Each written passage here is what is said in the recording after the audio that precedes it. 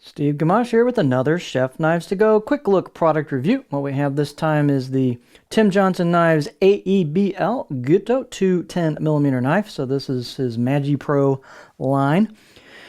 And the steel on this, it's a mono steel construction, so it's one piece of steel that's ground with stock removal to shape. And so the core steel, or the steel, is AEB-L full stainless steel. Heat treats around 62 Rockwell, so that'll increase the edge retention a little bit over kind of the standard heat treat for this steel. This steel is very fine grain. It's used in razor blades. It's excellent steel. Takes a wonderful edge. It's full stainless, easy to sharpen. Just a great choice for a knife steel. So the construction, again, is mono steel. Weight and dimensions could vary a little bit from knife to knife. This particular one with this handle is 108 grams or 3.8 ounces. Edge length is about 205 millimeters on the edge from the tip to the back of the heel. About 8.1 inches. Overall length, about 350 millimeters with this handle. Spine thickness, this is a thin knife with a laser style just aspect to it from the start to finish. So it's about 2.1-ish, 2.15 out the back here coming out of the handle, and then I measured about 1.75 on the middle, and then it thins out and thins out some more. So this blade has a fair amount of flex to it. It's thin. It's very thin all the way around. The height is 43 1/4, so it's not particularly tall, but the neck is not that wide. So for me, I still get plenty of clearance for the board. I played around with this a little bit, and I did not find myself wanting for more height for clearance for me. If you've got really big hands, you may have an issue with it.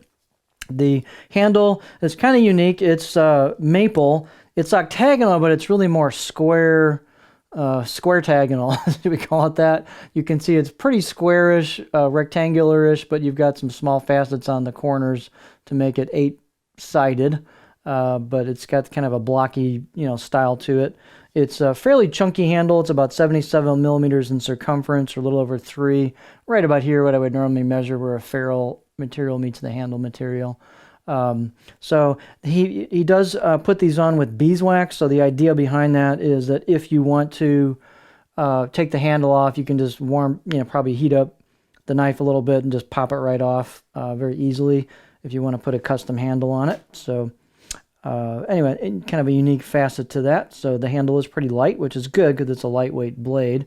Fit and finish is nicely done. You've got some rounding and polishing on the spine.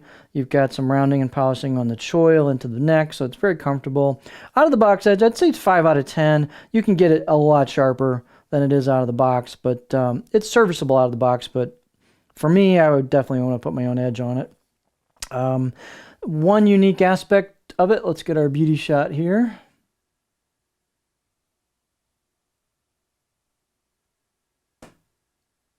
So one unique aspect of it, and you can really see that here, is that he pretty much lets the knife stay with a little more thickness on the grind till you get close to the edge, and then contours that quickly down towards the edge.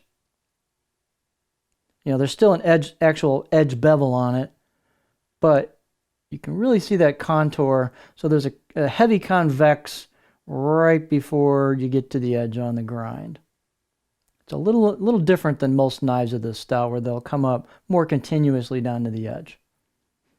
What that does do is give you a little reinforcement at the edge with the you'll lose a little bit of performance in terms of pure laser performance through things. Not a whole lot, a little bit, but you also gain some meat behind the edge as well for more durability. So there's trade-offs either way. But again, the overall bent of this knife is excuse the expression, is performance overall. Let's see, balance point. With this particular handle, here's your balance point. It's a very light knife, obviously. It's under 4 ounces, so you don't want to put a heavy handle on this if you choose to swap it out. There's the current balance point. Got a nice feel for a pinch grip. Let's look at it on the cutting board. So the tip is really thin on this. Again, the performance through products is kind of his goal. You can see it's got a pretty versatile profile. It's got a flat part towards the back, and it actually kind of pulls into a stop there. You can feel it stop at the heel. It's It's not super abrupt, but you can feel it when you come into the back side of it.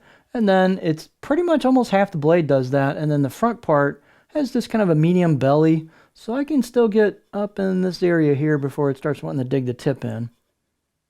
Right about in there. So it'll rock nicely over medium to small stuff. It definitely will chop really well towards the back half. And then push-pull, glide cuts, and so on.